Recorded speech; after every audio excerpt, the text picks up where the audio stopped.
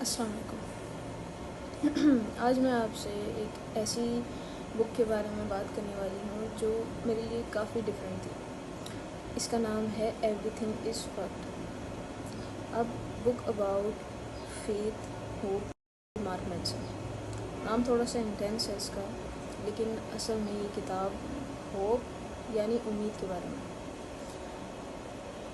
लेकिन वो उम्मीद नहीं जो हम समझते हैं, उससे काफ़ी अलग होप जिसको कि इस बुक में बात की गई। इस किताब का मेन मकसद ये है कि हम अक्सर होप को गलत जगह पर रख देते हैं। हम सोचते हैं कि जब सब कुछ ठीक हो जाएगा, जब पैसा आ जाएगा, जब सक्सेस मिल जाएगी, तब हम खुश हो जाएंगे।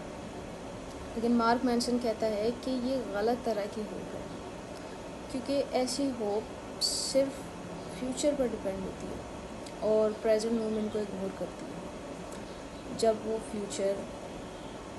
वो फ्यूचर कभी आता ही नहीं, या वैसे नहीं होता जैसे हम सोच रहे होते हैं। तो हम अक्सर डिसअपॉइंट हो जाते हैं, डिप्रेस फील करते हैं। बुक में एक पावरफुल आइडिया है, फीलिंग ब्रेन और थिंकिंग ब्रेन। ऑथर कहता है कि हम समझते हैं कि हम लॉजिकल इंसान हैं जो हर फैसला सोच समझ कर लेता है, लेकिन असल में हम डिसीजन इमोशनल होते हैं। हम जो है इमोशंस पे डिसीजंस लेते हैं। हमारा फीलिंग ब्रेन जो है वो डिसाइड कर रहा होता है एक्चुअली, और जो हमारा थिंकिंग ब्रेन है वो उसको जस्टिफाई कर रहा होता है। जैसे हम अगर किसी काम को डिले कर रहे होते हैं तो वो लॉजिक ढूंढ लेता है कि मूड नहीं है या अभी टाइम नहीं है, लेकिन असल रीज़न होता है कि हम इमोशनली रेडी नहीं होते उस चीज़ के लिए। इसका मतलब है कि हम अपने जज्बात के स्लेव हैं, और जब तक हम इस बात को समझेंगे नहीं, हम अपनी लाइफ को समझ नहीं सकते।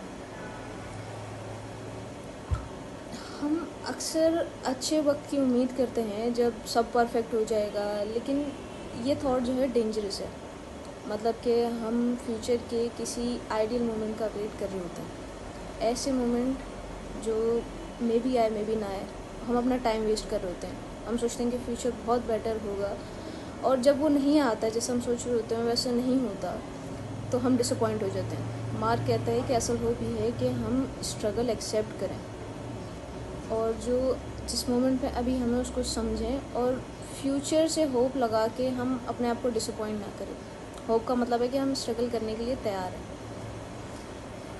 मुझे ये बात सबसे ज़्यादा हिट की कि हम अच्छे वक्त की उम्मीद में स्ट्रेस ले लेते हैं।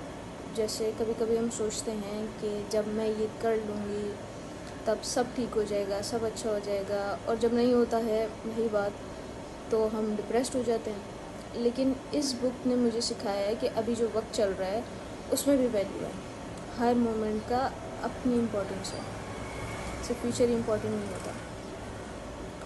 अब इस बुक की अच्छी बात यह है कि ये ऑनेस्ट है, ब्रूटली ऑनेस्ट है। ये आपको झूठी मोटिवेशन नहीं देती, बल्कि रियलिटी चेक देती है, रियलिटी पे बात करती है। और बुरी बात इसकी ये है कि ये कभी कभी इसके जो लॉजिक्स हैं वो साइकोलॉजिकल हो जाते हैं, जो इजीली सबको समझ नहीं आते, और लैंग्वेज भी थोड़ी रफ है। ऑथर स्लैंग यूज़ कर रहे हैं इस बुक में। अगर आप एक ऐसी किताब चाहते हैं जो सिर्फ इंस्पायर ना करे बल्कि आपकी सोच को चैलेंज करे, तो एवरीथिंग इज़ फक्ड बेहतरीन किताब है। ये आपको ज़रूर पढ़नी चाहिए। ये बताती है कि असल होप क्या होती है और कैसे हम अपनी लाइफ को समझ कर बेटर डिसीजंस ले सकते हैं।